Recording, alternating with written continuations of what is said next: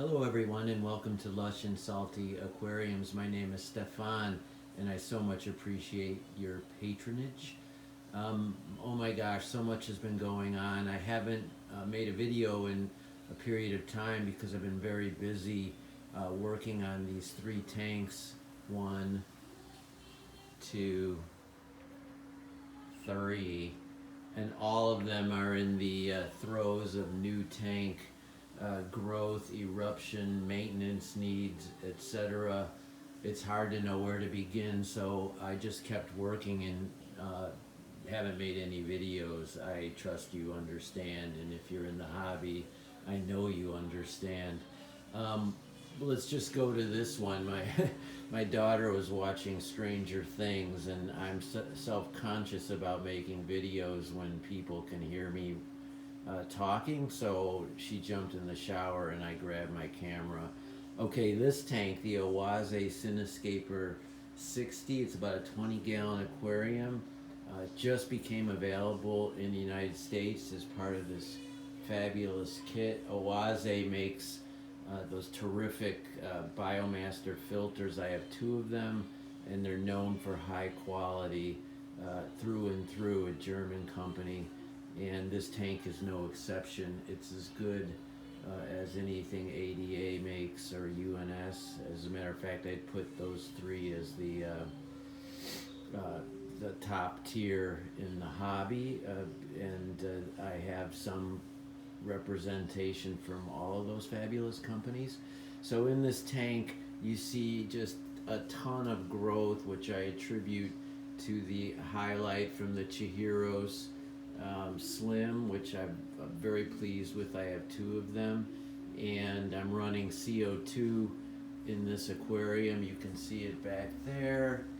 I've got the UNS mini regulator and the paintball sized tank, and it's in the cabinet here. I won't bother trying to open doors and do all that with this iPhone in one hand and the other hand.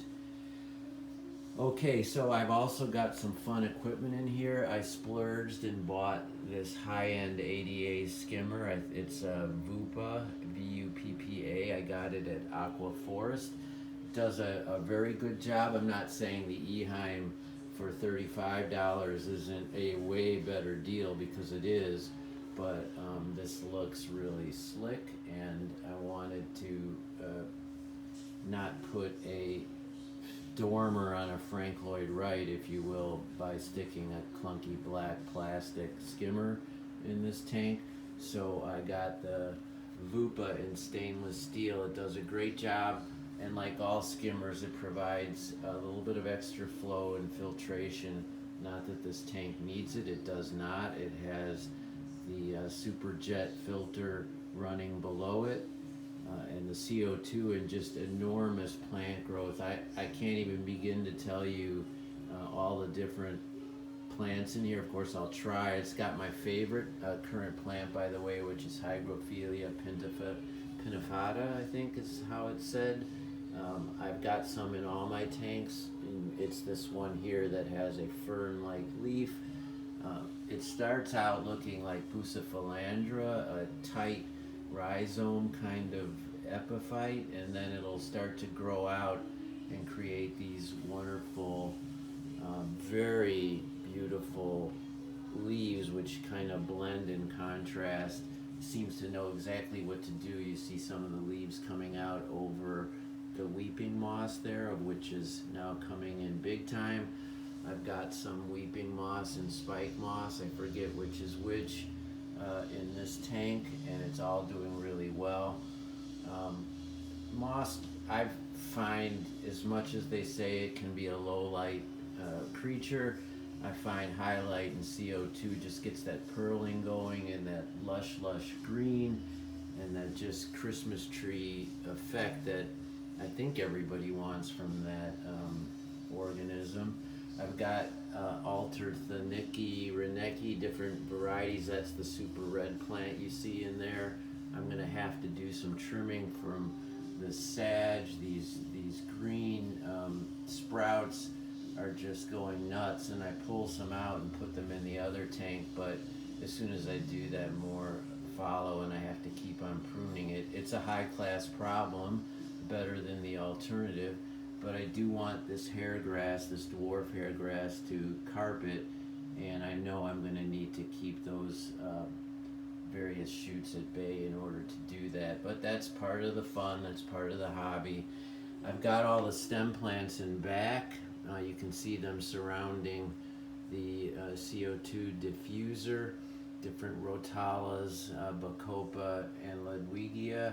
I think I've got 4 different varieties running the gamut of the raised back, and those are doing really well, although I can't get a certain amount of height past this bunching phase down here, but that could just be because the tank is relatively new. All the white fungus is gone from the spiderwood. That's because of time, and also a shit ton of mono shrimp and autocinklus catfish, which were the first live creatures I put into here after the plants. I've also got some pygmy Hesperosa corridora. Now those are not a cleanup crew per se, although they are a bottom feeder. So I started with those 3 animals, and soon I'll be adding fish, although I'm not sure what yet. Maybe green neons. That was definitely on the list for this particular 20-gallon aquarium, but I'm really happy with it, and I wanted to share this progress as my daughter is now out of earshot, and I won't feel so embarrassed and self-conscious making these videos while other people can hear me talk. I don't know why I self-disclosed all that, but there you have it. Part of the goofy nature of making YouTube videos when you're immersed in a hobby like aquascaping and fish keeping. If you have any questions or ideas or thoughts about this particular aquarium, please feel free to share them. I promise in the next couple days I will highlight the other 2 tanks which you've seen less of to some extent. One you haven't seen at all, and the other not without the new life forms I have in that.